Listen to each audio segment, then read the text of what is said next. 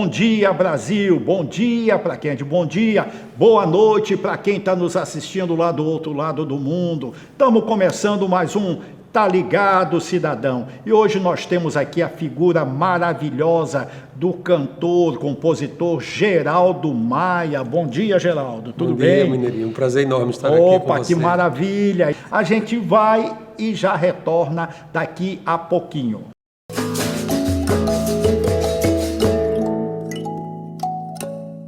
Olá, gente, bom dia. Estamos aqui com a nova tecnologia, que é a criolipólise de contraste. Você vai ter um percentual a mais no resultado da sua criolipólise. Você terá 40% da gordura localizada numa única sessão. Isso sem cortes, sem nenhuma cirurgia. Você vai fazer o procedimento com profissionais capacitados. Trabalhamos com equipamentos que tenham Visa e Metro. E a gente tá com a nova máquina para estar fazendo esse novo tratamento. Não existe dor, é só uma sucção e a morte das células de gorduras pela baixa temperatura. Já realizamos mais de 10 mil procedimentos com total segurança e eficácia. Estamos localizados na Avenida Agamenon Magalhães, 4318, no Empresarial Renato Dias. Convido vocês para acompanhar os nossos trabalhos na fanpage, na página Edjane Quirino Estética e Bem-Estar. Aguardo vocês!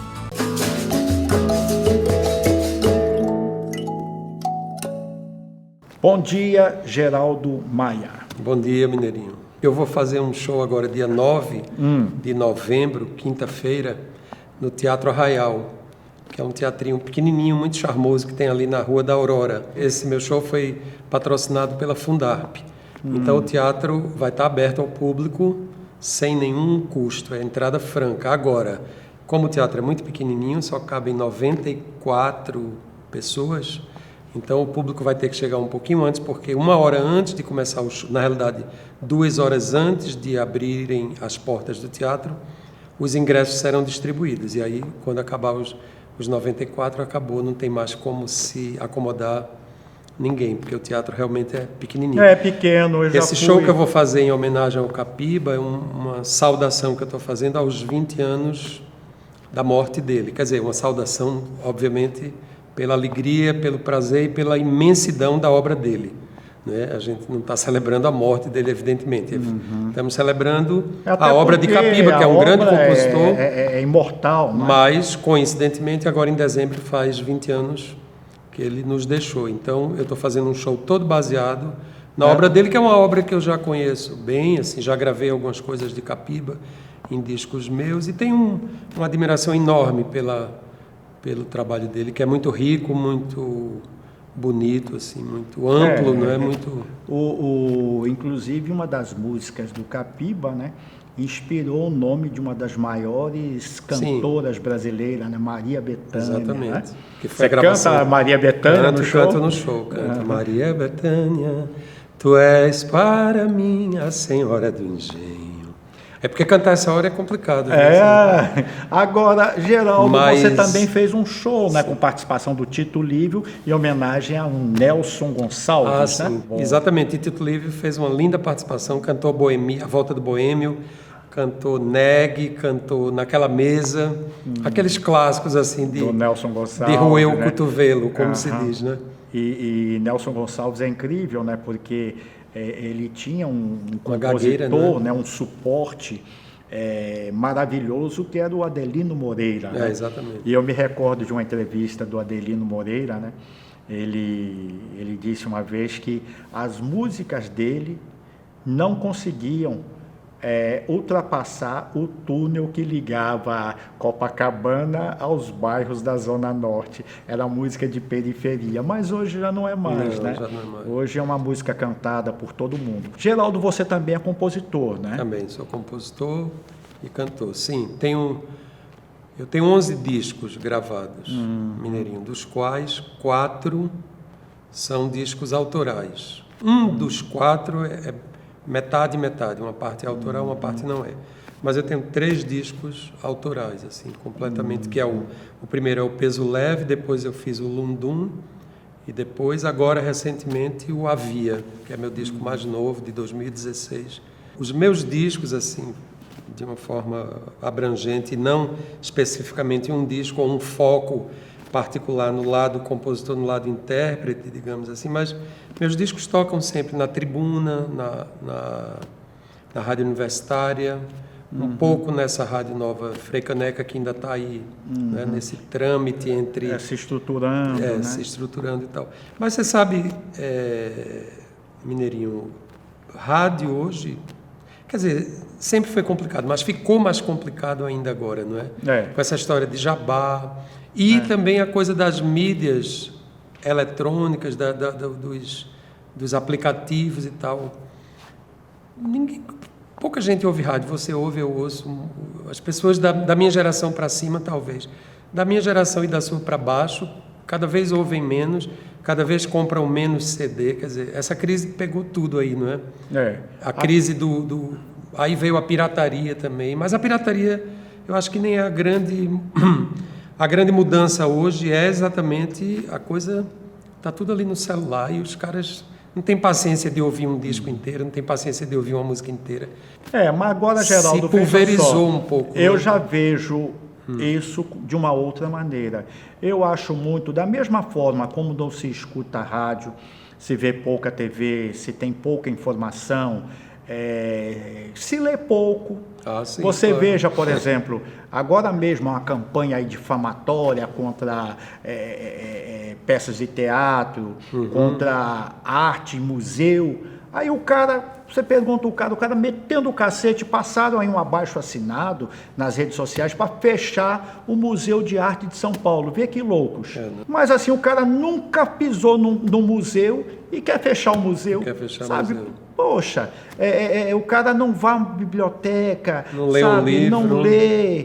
A gente vê tantos autores brasileiros aí hoje esquecidos, sabe? E de uma qualidade imensa. Muitas vezes vocês têm que sair do Brasil para conhecer um grande brasileiro, né? Verdade. Que cai aí no esquecimento. Como o próprio Jorge Amado hoje está esquecido, sabe? Umas políticas erradas para a educação, para a cultura. Isso é lamentável e faz com que o jovem, antes de ler um bom livro, ele procure uma arma para ir para a escola para trocar desafeto, sabe? É um país assim que a gente, a gente está vendo assim meio sem rumo e é necessário que as pessoas tenham tranquilidade, tenham paz de espírito e antes de qualquer coisa, tenham informação antes de abrirem a boca para falarem besteira. Mas fale aí, que eu já falei demais. Eu queria só fazer esse foco no show do dia... O nome do 9, show é Noites Sem Fim. Dia 9, né? Dia 9 de novembro. Que é uma quinta-feira, às 20 horas, no Teatro Arraial, ali na Rua da Aurora. Lembrando que o show é de graça, entrada franca, mas os ingressos só começaram a ser distribuídos às 6 da noite, exatamente, 2 horas antes do show iniciar, não é? O show vai ter a participação de 3 cantores, Gonzaga Leal, que vai cantar Tu Que Me Deste o Teu Cuidado, que era uma parceria de Capiba com o Manuel Bandeira, Rogéria Dera, que é uma cantora de Caruaru, maravilhosa, uma jovem cantora, mas assim, muito talentosa, vai cantar Começo de Vida, que é uma música do Capiba, que eu também gravei num disco meu, e ela gravou num disco que foi lançado recentemente, só mulheres cantando Capiba, só vozes femininas pernambucanas. E ela canta coincidentemente essa mesma música que eu gravei. E Esther Marques, que é uma cantora também da velha guarda, daqui de Recife, uma cantora também muito incrível, e que vai cantar Carro de Boi, que é uma música de Capiba que foi gravada em 1953 pelas Irmãs Batista, Linda e Dicinha. Tem uma música do Capiba, eu não sei se está no repertório do show, mas que eu adoro. Com a mulher não se bate nem com a flor. Sim, Cala a Boca Menino. É isso. Eu ouvi dizer que numa mulher não se bate nem com a flor. Evidentemente que no final, se a gente tiver que fazer um grande carnaval, a gente vai fazer. Não vamos trair... Um grande arrastão para sair de dentro do teatro assim. Não vamos trair essa faceta de Capiba, que é a mais proeminente, assim, a mais luminosa na obra dele, não é? Que é a coisa do carnaval e das canções que ele fez, os frevos maravilhosos que ele fez. Mas o show todo é no outro lado do Capiba, o Capiba das valsas, das canções, das guarânias, dos boleros, dos sambas canções. Geraldo, eu quero agradecer a você. Eu que queria que agradeço. você encerrasse dando uma palhinha de uma música sua. Minha, por que não de Capiba? Então fique à uma vontade. que eu vou cantar no show, né? Que a gente já falou fique à tanto vontade, do show, não é? Fique à vontade. Recife, cidade lendária, de pretas de engenho cheirando a Banguê. Recife de velhos sobrados, compridos e escuros, faz gosto se ver. Recife, teus lindos jardins recebem a brisa que vem do alto mar.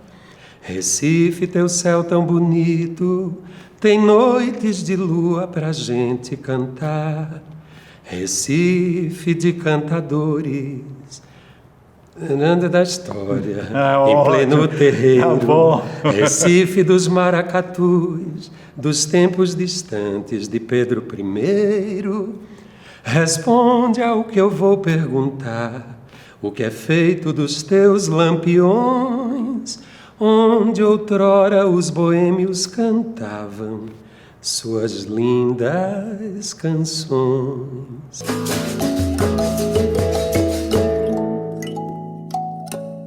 Olá, gente, bom dia. Estamos aqui com a nova tecnologia, que é a criolipólise de contraste.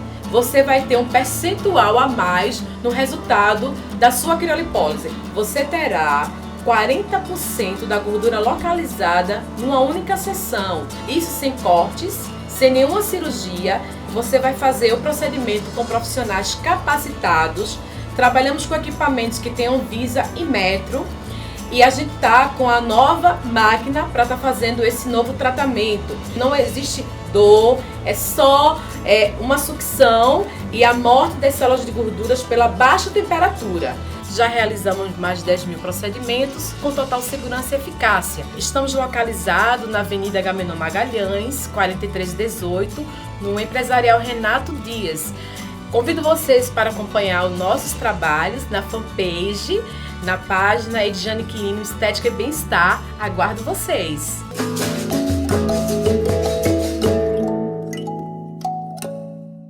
Recentemente nós tivemos aí um caso horroroso de uma criança que saiu de casa com a arma dos pais, foi para a escola e baleou alguns companheiros, alguns amiguinhos de sala de aula. 2 tiveram morte súbita.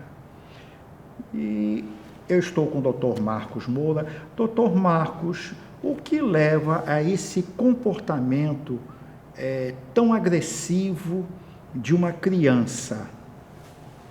É uma resposta muito difícil para tentar um pouco falar generalizando. Se alguém comete uma atitude dessa, provavelmente ele está num nível de pensamento, de organização de pensamento, de muito sofrimento, ou de muita dificuldade em entender os limites da realidade social. Eu não sei exatamente nesse caso o que teria levado, o fato específico que teria levado a isso, né? Provavelmente é uma questão muito complexa, que tem muitos fatores sociais envolvidos e que é difícil de você controlar, né? A gente sabe que nos últimos tempos muitos massacres desses têm se repetido ao longo em diferentes países ou em diferentes situações. E divulgados. E muitos divulgados, mas independente de muito divulgados, me parece assim que não é todo mundo que sofre bullying, né? Por exemplo, que vai reagir da mesma maneira. Por isso que eu digo, a complexidade do caso. No caso desse menino, né, me chama a atenção também que havia a possibilidade da arma, né, pela questão dos pais. Né, não sei se displicência, mas os pais trabalham com isso, né? E às vezes você prefere, como pais, explicar o perigo daquela arma, que é mais fácil do que esconder, né, a arma. Então, se você trabalha com isso, a gente não sabe a condição de que ele aprendeu a atirar. Provavelmente, quando se aprende, é nesse sentido de que é autodefesa, de que é melhor que você saiba usar do que você não saiba, e você não vai imaginar que ela vai ser usada nesse tipo de situação. Quer dizer, é muito difícil culpar alguém, mas a arma estava ali, de alguma forma. Então, eu acho que essa é uma discussão maior que a sociedade tem que fazer, né? Assim, nesse caso específico, as pessoas têm que ter arma porque faz parte do trabalho, mas muitas outras situações, como um adolescente hoje em dia consegue uma arma, né, de classe média. Os adolescentes da periferia, do tráfico e da droga, eles conseguem em qualquer lugar. Agora, né? Então, eu acho que essas questões devem ser mais analisadas nesse perfil do que a tragédia em si. Provavelmente ele tinha alguma patologia, eu estava com algum sofrimento. Como é um adolescente, a gente não sabe se esse sofrimento foi momentâneo ou vai se firmar como uma patologia mais grave na idade adulta, né? Porque a gente só pode diagnosticar um adolescente depois da idade adulta, quando os diagnósticos se estabelecem. Mas é muito difícil agora, você como fazer... é que um pai pode perceber a mudança de comportamento de um filho, principalmente já entrando na adolescência, e quais são as medidas que ele deve tomar com esse relacionamento? Eu acho que, primeiro, a sociedade não deve fazer disso um grande problema no sentido de chamar mais atenção e os pais começarem a viver um pânico, né, que agora vai ser uma possibilidade que seus filhos que tenham problemas na adolescência venham a cometer atos como esse. Isso realmente é uma exceção, né? A gente sabe que a adolescência é sempre um período muito difícil, de uma série de questões que devem ser ajustadas, né, na vida do próprio adolescente em relação a ele, à sua autoimagem, mas também na relação dele com os pais. Há uma mudança, né, de acordos, de contratos. Então, eu acho que os pais devem estar mais atentos a isso, né? Escutar, primeiramente, né? Assim, escutar, dar espaço para o diálogo, é importante. né? E, de certa forma, se perceberem, porque às vezes você vai perceber, procurar uma ajuda especializada, seja na escola, né? Seja na igreja, seja de alguém que possa dar um conselho, seja de um parente que tenha, que a pessoa tenha uma correlação melhor. A gente sabe que, às vezes, os pais, eles não são a melhor pessoa para dar um determinado conselho para um adolescente em determinada situação, mas sempre tem um tio, uma avó, né? Sempre tem um vizinho, né, que tem uma influência positiva naquela família. Então, usar desses recursos também para entender a situação. Mas, em geral, num tipo de situação dessa, é tão difícil, talvez, prever, né? Eu li alguma coisa sobre isso e se dizia que o menino era esquisito, entre aspas. Mas, assim, quantos adolescentes não são considerados esquisitos, né? Por uma ou outra... Pessoas, e não, né, adultas, exatamente. Quer dizer, então, assim, há muita especulação e aí há um estado de tensão que pode ser muito ruim. Eu acho que a segurança dos pais em relação a conversar com seus filhos e a explicar e falar dessas situações é muito mais importante.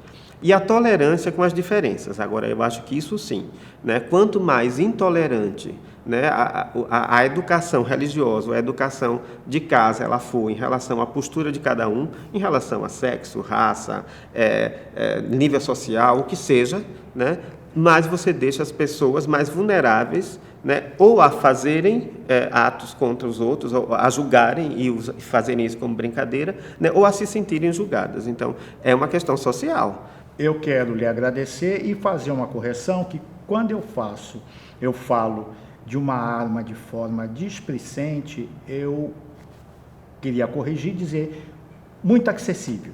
Exato. Eu acho que quem tem uma arma deve trancar as 7 chaves e tomar muito cuidado, principalmente com criança.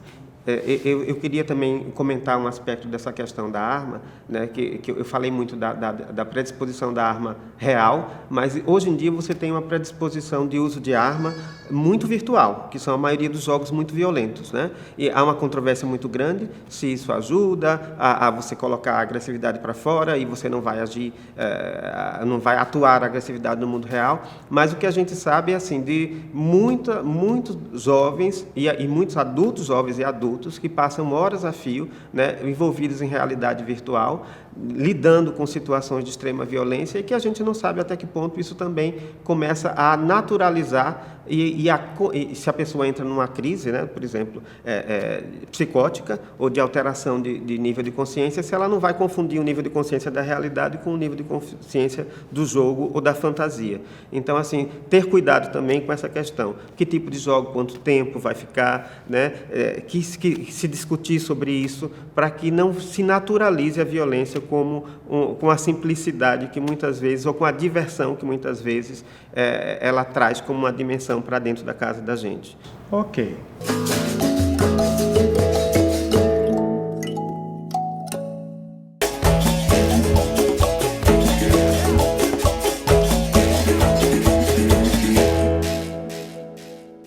Bom dia, trabalhadora e trabalhador, pernambucano e nordestino e em todo o Brasil. Meu nome é José Holanda, eu sou diretor dos Sindicatos Urbanitários de Pernambuco e sou também funcionário da Chess. Hoje existe uma frente de governadores do Nordeste que já entregaram um documento ao governo solicitando a retirada da Chess desse programa de privatização. Além disso, há também uma frente de parlamentares, tanto a nível federal como em cada estado, em defesa da Chess contra a privatização da Chess e do São Francisco. Você que é prefeito do Nordeste, você que é vereador do Nordeste, você que é morador dessa região, conhece muito bem a importância da Chess. A Chess não só produz energia, mas também permite o controle das águas do Rio São Francisco para mais diversos usos, como a questão da transposição. O São Francisco agora está extrapolando suas fronteiras através da transposição, levando água a outros estados por onde ele até nem passa, como o caso da Paraíba. Recentemente, Campina Grande, uma grande cidade do Nordeste, está recebendo água do São Francisco. O abastecimento para a população, para uso humano, está vindo do Rio São Francisco e está indo até o Ceará, já chegando agora. Então, é fundamental que vocês se organizem em cada município, com frentes em defesa da empresa, porque com certeza as consequências disso, mais que os funcionários da Chess, quem vai pagar é a população nordestina e a população brasileira com energia muito mais cara. Olá a todos e a todas, venho aqui falar um pouco do setor naval de Pernambuco, no qual temos aí uma medida aí do MP, medida provisória do Temer, junto com alguns senadores e alguns deputados pernambucanos, e precisamos entender que impacto vai trazer no desemprego caso essa medida seja aprovada primeiramente pela Câmara, no qual hoje temos uma finalidade de 65% do conteúdo local, ele está baixando para 25%. Esse 65%, ele abrange dentro do estaleiro Atlântico Sul 3.500 trabalhadores. Ele abrange no Vard de Promar 1.200 trabalhadores. Então isso quer dizer o quê? Se realmente for aprovado de 65% para 25% esse conteúdo local, vamos ter no estaleiro de 1.200 a 1.500 trabalhadores. E o Vard de Promar, mais ou menos uns 600 trabalhadores. Isso atinge quê? De fato, o desemprego dentro do estado de Pernambuco. Então, quem é corresponsável por isso? Por isso que pode acontecer. De fato, são os deputados federais de Pernambuco, que são 25, e 3 senadores dentro de Pernambuco. E precisamos entender que ele comece a ouvir e ver o que os trabalhadores e trabalhadoras estão pedindo, que realmente eles avaliem, porque vai trazer um prejuízo enorme para o nosso estado, vai trazer um prejuízo enorme para o nosso município. E sim, para grande pai de família que se doaram, se dedicaram, fizeram treinamento e curso para cada vez fazer os navios melhores de Pernambuco. Então precisamos, todos de Pernambuco, entender cada um daqueles que votar contra, tá certo? Ou a favor da medida. Porque quem votar a favor da medida provisória, precisamos entender que o ano que vem tem eleição. E esses deputados federais de Pernambuco e esses senadores não merecem o voto dos pernambucanos de fato. Queremos sim o Sindicato Metalúrgico, que é a manutenção dos empregos de todos eles. Mas sim, com esses deputados e esses senadores, reveja essas medidas. Obrigado. O governo Temer, além de estar entregando o nosso pré-sal, as nossas riquezas, ainda está colocando à mesa as privatizações do sistema Petrobras, querendo entregar a nossa refinaria Abreu e Lima aqui como exemplo e a Transpetro em Suape. Isso vai causar desemprego e mais violência aqui no estado de Pernambuco, que já vem numa crescente tamanha. Além disso, a Copergás, a empresa pernambucana de gás, está sendo posta pelo governo do estado para a privatização também. Isso é ruim para os trabalhadores, é ruim para a população, porque vai encarecer o custo do gás natural em Pernambuco. E o gás de cozinha também vai ter o seu aumento, que já vem sendo aí colocado a preço altíssimo para a população. Então, população, chamamos para lutar contra a privatização dessas empresas que são a riqueza do povo brasileiro. Então, defendemos a Copergás, defendemos a Petrobras e a Transpetro. Não a privatização só vai trazer mal para a população brasileira.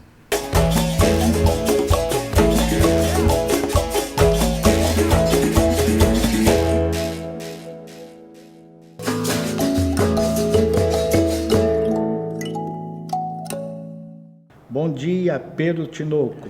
Bom dia, Mineirinho. É um prazer muito grande estar aqui no seu prestigiado programa falando para essa grande audiência você tem. Muito obrigado a você por ter aceitado o nosso convite. E atualmente você deixou a imprensa escrita e está se dedicando às redes sociais. Como é que é essa diferença?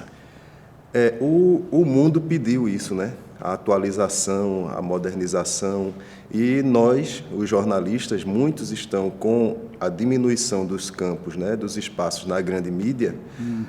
A internet está possibilitando que a gente abra esses canais, né?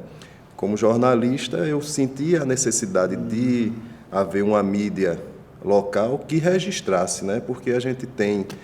Pouco se fala, né, das cidades fora a capital, Recife, né? É verdade. Então, a gente criou esse site no início do ano, o observatoriodeolinda.com, com esse objetivo de registrar o dia a dia da cidade, mostrar as coisas positivas e também criticar aquilo que precisa ser melhorado. O que me chama a atenção é que ele é muito inovador e assim muito atualizado, e você assim dá furo atrás de furo. Como é que é isso? Quais são as suas fontes de informação? A gente está, Mineirinho, se relacionando lá com toda a sociedade de Olinda, né? Então a gente tem acesso lá à Câmara de Vereadores, a gente acessa a prefeitura, né? Alguns secretários, o empresariado da cidade, as entidades também que fazem obras sociais, e a gente tem se comunicado com todos esses grupos, né? E temos dado uma cobertura assim que registra, né? Então, muita coisa que passa despercebida pela grande mídia, muitas vezes nós registramos, né? E a gente está, porque a gente mora lá, a gente está lá, então a gente tem visto e acompanhado isso, né? Agora, Olinda, muito mais do que o Recife, né? As cidades menores que estão no entorno da capital, é mais assim acirrado a questão assim do política, e também assim o nível já é um pouco, eu digo, inferior ao do Recife, e até mesmo as retaliações são maiores, né? Você tem sofrido isso? Acontece isso? Não, por enquanto não. Às vezes tem gente, a gente fica sabendo que o pessoal não gosta, né? Quando a gente faz algumas críticas, quando a gente dá aquelas alfinetadas, mas faz parte do nosso trabalho. Você sabe bem disso, que você é um pouco mais calejado do que eu, né? E a gente sabe que essas reações vêm, né? Muitas vezes as pessoas fazem acusações contra a gente, mas aí você já sabe que isso acontece e segue adiante. O importante é que a gente faz um trabalho sério, independente e imparcial. Agora, nesse nosso site, você sempre vai ler matérias com opinião. Jamais a gente não coloca uma matéria, a notícia pela notícia. Ela sempre vai ter um viés de algum tipo de opinião crítica, né? E todas as matérias, elas são também, não existe nenhuma cópia, né? Tem alguns sites que pegam notícias de agências de notícias, de outros meios e tudo, mas no caso nosso, do Observatório, o que tem chamado a atenção e que tem realmente havido um crescimento que a gente percebe todos os meses é porque todas as notícias, elas têm um ponto de vista. Pedro, lhe agradeço muito sua presença, vamos conversar mais vezes, vamos trazer aqui o Observatório de Olinda aqui para dentro do programa, para a gente ter sempre notícias fresquinhas, né? Ótimo. Eu que agradeço a você essa grande oportunidade, né? E peço à sua grande audiência que acesse o nosso site, que contribua também. A gente recebe muitas informações, muita coisa que a gente recebe são de leitores, né? Muitas denúncias, muitas informações que são publicadas lá, são leitores que mandam para a gente. Então, acessem aí o observatoriodeolinda.com e está à disposição para contribuir com a cidade. Ok, Pedro. Bom dia, mais uma vez, muito obrigado. Obrigado.